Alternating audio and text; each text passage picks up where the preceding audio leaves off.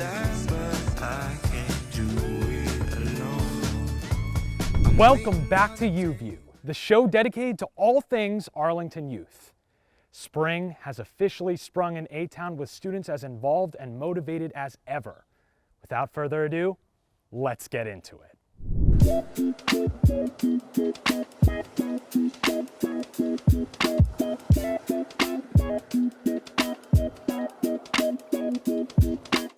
As the weather gets warmer, more students are beginning to bike to their in-person shifts. Unfortunately, not everybody's comfortable biking on the road.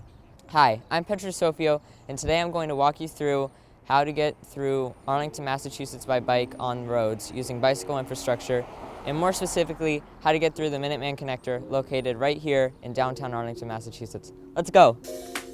This is the Minuteman Bike Trail. It runs from AOI Station in Cambridge to Bedford. Since it's an east-west route, lots of students use it to get to school. On the Minuteman Bike Trail, when you approach Arlington Center, it can be kind of intimidating. First, we turn right onto Swan Place. Next, we pull up to the Swan Place traffic signal. Waits here can be quite long, up to 90 seconds. When the traffic light turns green, follow the green path around into the bike lane on Mass Avenue westbound. Now we are on a bike lane. It's pretty simple though. Just stay in the bike lane and you'll be safe. Cars can't go into the bike lane unless you're at an intersection. Overall, bike lanes seem more intimidating than they actually are. Now we are at a red bike light. The wait here can be a bit long, up to 60 seconds usually. Now that the light turned green, I follow the green path across and turn right back into the Minuteman. See? Wasn't too bad. Now what about in the eastbound direction? The eastbound direction is a little bit more complicated, but it's still not that bad. When you come around the bend, you'll see a bike traffic signal. If the bike signal is red, be sure to stop where you see the little triangles.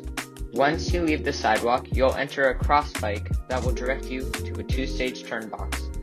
These boxes are put in front of cars that allow bikes to take a left turn safely. Again, just like on Mass Ave eastbound, no conflicting traffic will come as you have a dedicated phase out to the bike box.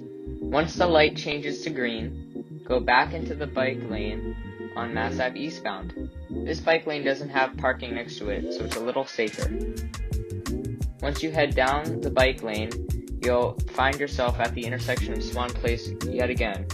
Here, you take a right turn into the Swan Place shared lane markings using the center of the lane, and then signal a left turn back into the Minuteman. Stay safe, everyone, and enjoy biking around Arlington. I'm Petra Sofio, and this was your A-Town Scoop.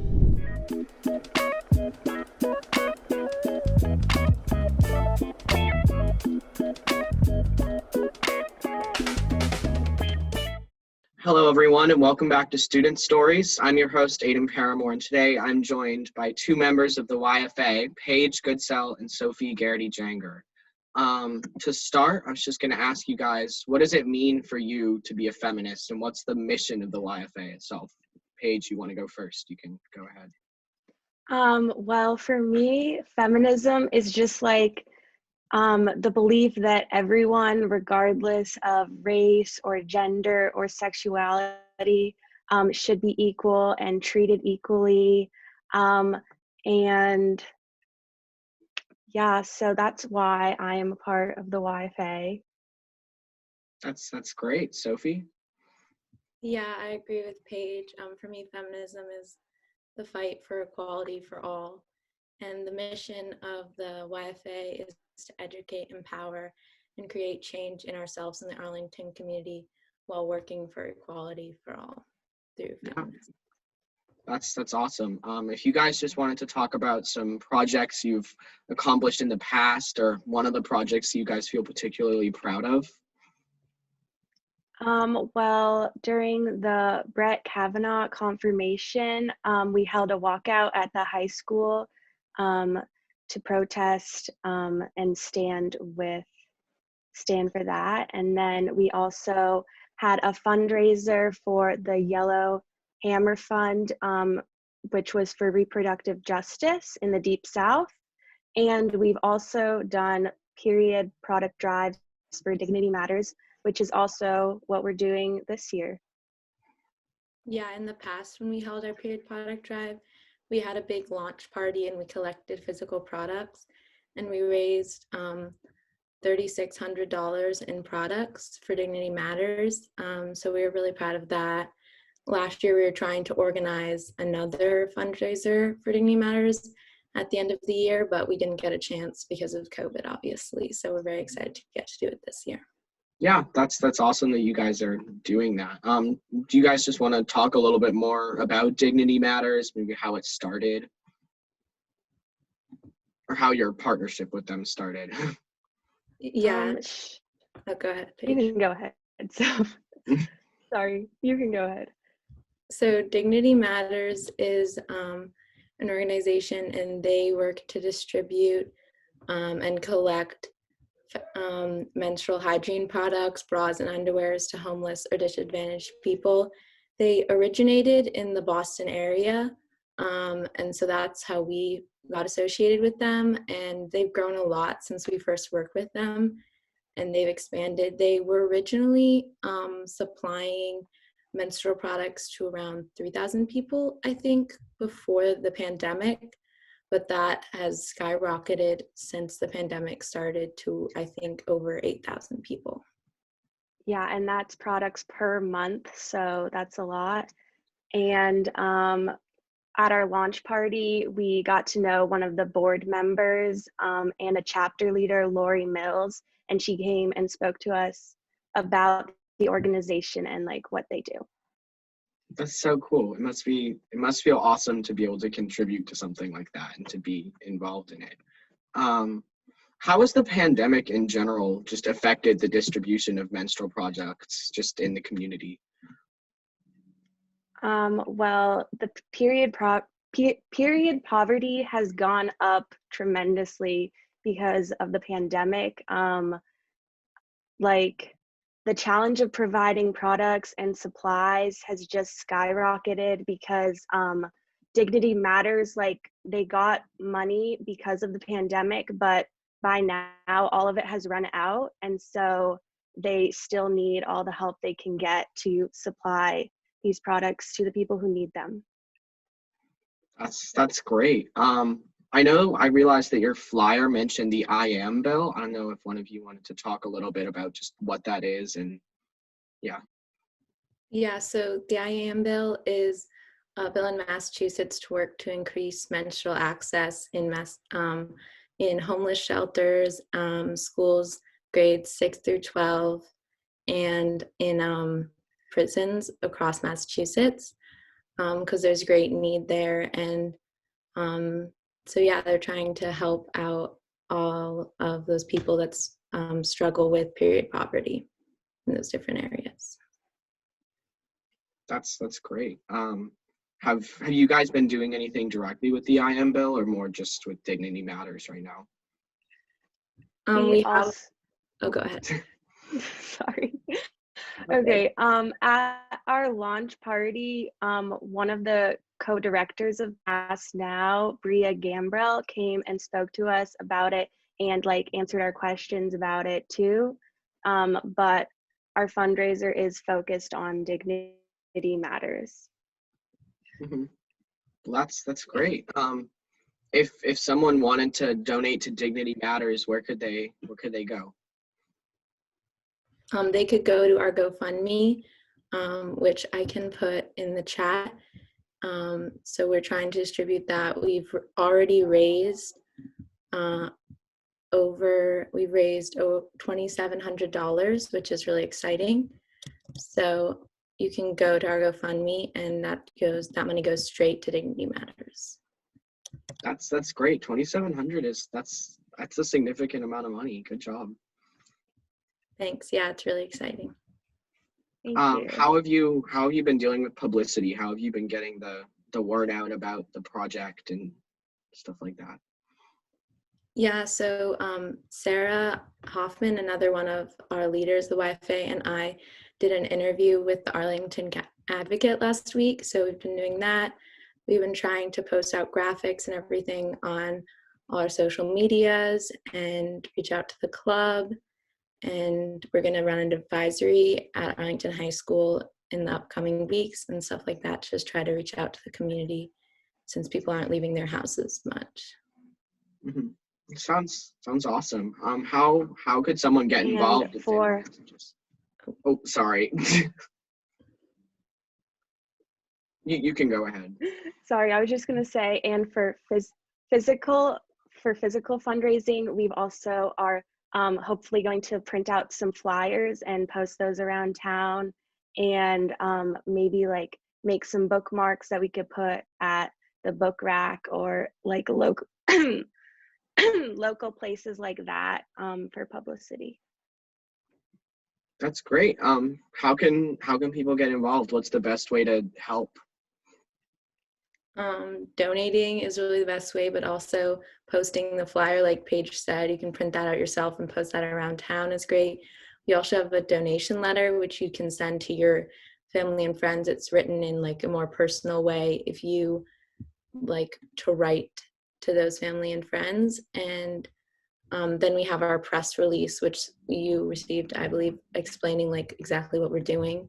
So I think just reaching out to all your family and friends to get them to donate and really just getting the word out as much as possible. Sounds great. Well, thank you guys so much for coming on. So glad we could have you.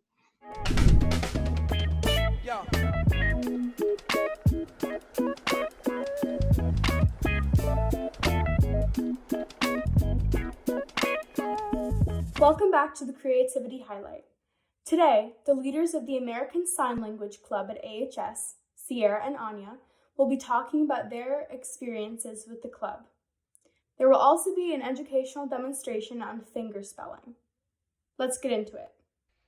Hi, my name is Anya, and I'm one of the co-instructors at ASL Club, and I'm a junior. I think ASL Club is really fun because it's a very collaborative environment, and I really enjoy that. Some of my favorite signs in ASL are serial, groovy, and divorce. And I'm the vice president and co-instructor of the American Sign Language Club at Arlington High School. I became involved with the American Sign Language Club as a freshman. I had been learning ASL previously and wanted to find a place where I could learn it with other people, and the ASL Club was really, really awesome for that. It combined this warm and welcoming community with learning ASL and learning about deaf culture, which is one of my passions. Since I've been involved for so long, now I've been able to become a leader in the club and an instructor, which is really awesome because I get to teach people about something that I'm really interested in, and I get to kind of kindle that interest in other people, and promote communication, which I think is really awesome and cool. I look forward to studying ASL in college, and that is partially because of the ASL Club and all of the things that I learned while I've been working with the club. So part of my job as an instructor is to create lesson plans, and we have, over Zoom, we have our Zoom meetings every week where we do like a little mini lesson about kind of starting the beginning of the year with finger spelling and moving on to, nouns and verbs, question words, the importance of facial expressions, a whole lesson. And then kind of going on to more complex subjects like grammar and indexing, which are all really fun and cool. And we kind of combine those with silly, funny things. We have our sign of the week, which is generally just like a fun word that's fun to sign. Can give you a fun example. One of the first lessons we teach in ASL Club is finger spelling, the alphabet. So that's what I'm gonna teach you here today. Super quick and easy, and one of the most important things to learn. A lot of words don't have signed equivalents. For example, bubble does not have a signed equivalent, so you just have to finger spell out that word. So this is the alphabet. A.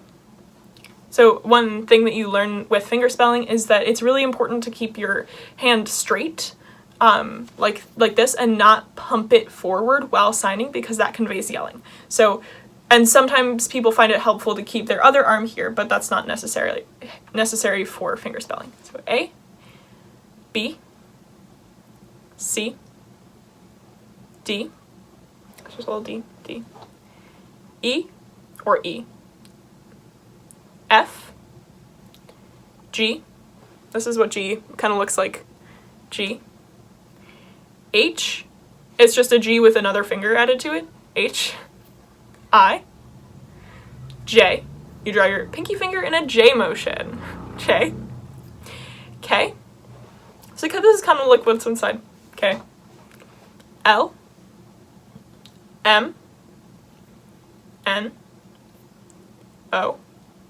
P, so you take that K and you flip it down, P, Q, you take that G and you flip it down, R, S, T, U, V, W, X, Y, and Z. Z is really fun. You just do that. So what if I wanted to spell my name? My name is Sierra. So I would say S-I-E-R,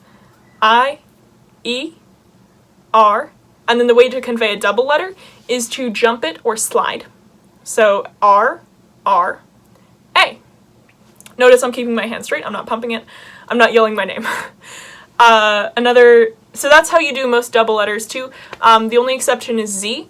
So you have your two hooks and you make just a Z with your two, you can also do Z, Z. Yeah, so that's the most basic ASL. Super easy, like just practice it a lot and it'll become ingrained in your muscle memory, which is a super cool thing to have, and it's a really awesome skill. I hope you've enjoyed. Also, we have done some song translations, which is a really fun activity and really a group project that have been really interesting and really cool. Yeah, so come check us out. We have Zoom meetings on Tuesdays, and it's really fun. It's a really warm and welcoming community, and we really hope to see you there.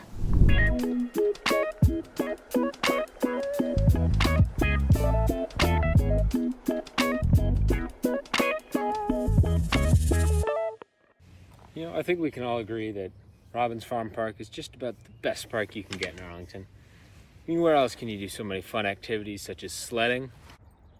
But only if there's snow on the ground. Any sport you want, such as baseball. Go down the biggest slide in the town.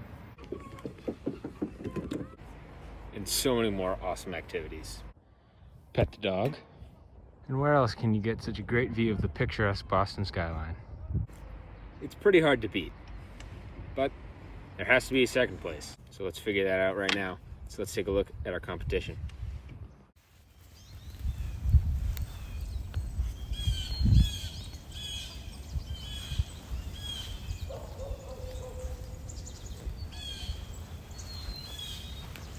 So I'm here at Bottom Rocks Park today, and after walking around and filming and just enjoying it for about an hour, I can say confidently now that this is the best park in Arlington, aside from Robbins Farm Park.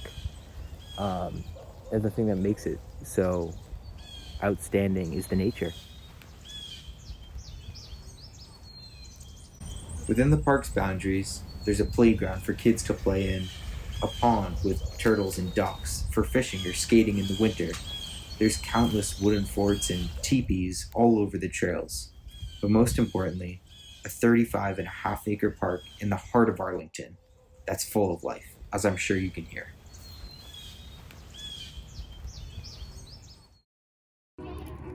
It's another bustling day in McLennan Park, where all the kids go to hang out.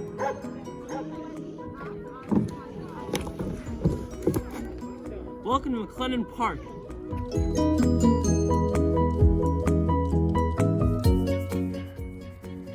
I'd like to see Madonna try and have such a nice soccer field like this. That's a goal. Let's go further than McLennan. McLennan Park to see a beautiful pond full of all the little critters.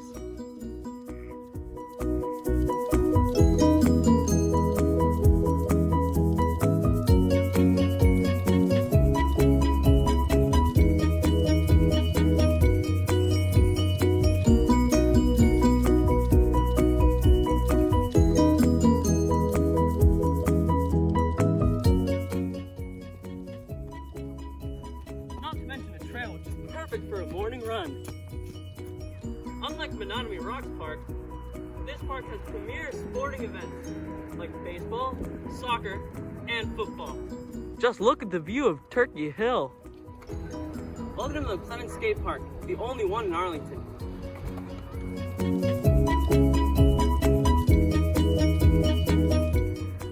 So, in conclusion, you should make your way to McLennan Park.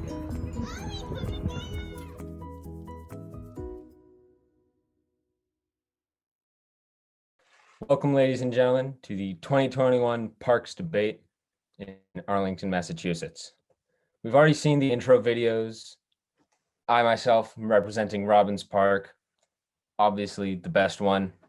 It's not a question, but like I said, we have to have a second place finisher. So today, we're going to figure it out. We have our debaters here. We have Gabe Rothenberg representing Menominee Rocks Park, and Elliot Johnson representing McLennan Park. The way this is going to work, I will give each of them 1 minute to rebut what we just saw in their personal videos. Then I will give them each 30 seconds to rebut any points they want to make, and then another 30 seconds for closing statements. And now we will get down to the bottom. Who is the second best park in all of Arlington? So we're going to start with Gabe Rothenberg. You have a minute. You will start now. So I'd just like to, first of all, object to Elliot's claims about the facilities at McLennan. I think that there are many, but with that, there's also a bad side. So yes, there are a few soccer fields and a football field and a baseball field, but with that comes traffic. You can't really go to McLennan without being overrun by soccer practices or a baseball game. It's just always trafficked and there's really no peace and quiet. On the other hand, Menominee is always calm. No matter how many people are there, it'll always feel like you're just immersed in nature and it's just very relaxed. McLennan's on Lowell Street. It's very busy. There's always traffic, but at Menominee, it's laid back. It's just in the heights and there's nothing else but nature. Okay, thank you very much, Mr. Rothenberg. Mr. Johnson, you now have 1 minute to make your statement. First of all, congratulations to Gabe by making an incredible video explaining why he likes the park. Secondly, I'd like to rebut in the video the variety statement that he made about all the shelters you can find and all of the interesting things in nature. I'd say that nature is the one umbrella term. However, McLennan has all of them, like sporting, nature, facilities. It has everything. It's popular. It's a spot where everyone can be and everyone can have fun. And it's a great meeting place. It's very accessible. Accessible is one word that I would give to McLennan that I would give to no other park, not even Robbins. Also, if you haven't been to Menominee, there's one real bad thing about it, and that is the views. It's all on a low plane at the bottom of a hill. But on McLennan Park, you can see a beautiful view of Turkey Hill and you can see all the way across town. And I think that that is what makes this park different. And I think that variety is the key to making a park that everyone can have good memories about. That's all. Thank you, Mr. Johnson. I was a little surprised that you tried to step to Robbins, but I'll look past it for now. So we're gonna give it right back to you, 30 seconds. You can rebut any of Mr. Rothenberg's recent comments. Your time starts now. In my video, you can see that there were many people on the playground, many people at the skate park. However, the track in which people can run and people can walk was perfectly calm. The mallards and the geese, they all stood there with no problem whatsoever. Also, as you can see in the video, when I was on the soccer field, it was completely empty. There was so much space and so much time and so much peace for us to settle down and have a fun game. So I think, and also that means that it can work in two ways, because you can also have a time where everything is happening and there's busyness and there's craziness and there's fun, or you can have this peaceful time. It's all about the spectrum, I suppose. All right, thank you for that. Mr. Rothenberg, you have 30 seconds to make your statement. Time starts now. See, that does have a lot of variety, yes, but it also means that it's extremely unreliable. You could go to McLennan hoping to have a soccer game with your friends, but instead there's 3 Little League games going on there. And that's fine, but it just means that your day was kind of ruined and now you have to go find somewhere else to play soccer. Also, I'd say that Menominee has great views. As you can see in my video, it overlooks Boston and it's quite hilly. So you can go up onto any hill and just overlook the skyline, overlook Arlington, and it's beautiful. Objection, that was a drone shot. That was Yeah. a drone shot. You can't fly up in the air. Also, by standing on a hill, you can easily see Boston. And I would say that Turkey Hill isn't really the greatest view from McLennan. Sure, you can see it, but it's a hill. And then I'd also like to say that Menominee just has so many walking trails. It doesn't have a running track, no, but it has so many walking trails that I haven't even walked them in my entire life. Well, thank you for that, Mr. Rothenberg. Elliot, we're going to give you a chance to respond to that. Mr. Rothenberg went a little over his time, so you have the floor. That was a great point, Gabe. And it's especially great when you have a flying machine. A flying machine is really helpful when you're looking for views. So I think that I think that you can see lots of beautiful things. And I think that in Menominee, but it's just not quite as accessible as the hill on top of McLennan Park. That's all I really have to say. Very interesting. The man claiming nature, using technology to his advantage. It's lots of strings are being pulled in this debate, folks. It's really riveting stuff. It's getting wild, folks. It is. It really is. So we will now move to 30-second closing statements for each of the participants.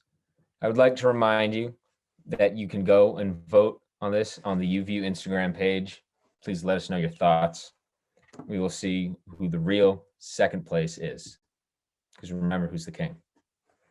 All right, Gabe, you now have the floor for your closing statements. 30 seconds, your time starts now. I would like to bring up that I never once in my video was bragging about the views for Menominee. That was not a point. I was just bringing up that McLennan isn't that great for views and Menominee does have some. That was just a rebuttal.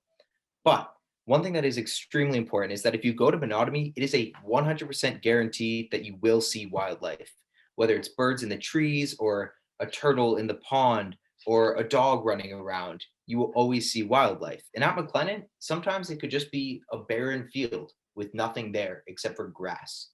And I just think that Menominee is easily the second best park in Arlington. And the nature is just so outstanding that you can easily forget you're even in Arlington. Okay, thank you, Mr. Rothenberg. Now, Mr. Johnson, you have 30 seconds to make your closing statement. Your time starts now. I just want people to know that there can be more than just a barren field in McLennan Park. I know that that's what they're famous for, but it's really, really a beautiful place when you really look at it.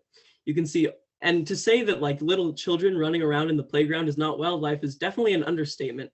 You can see there's a pond, there are trails, there's a beautiful skyline, and it's just a beautiful park and a beautiful place to be. The goal of this debate is just to get people to go outside and try something new. So I recommend that you go try the second best park in the town of Arlington, McLennan Park. Very nice closing statement there, Mr. Johnson. I concur. It's great. Everybody must get out. Spring is coming. Get out there. Go to your nearest park.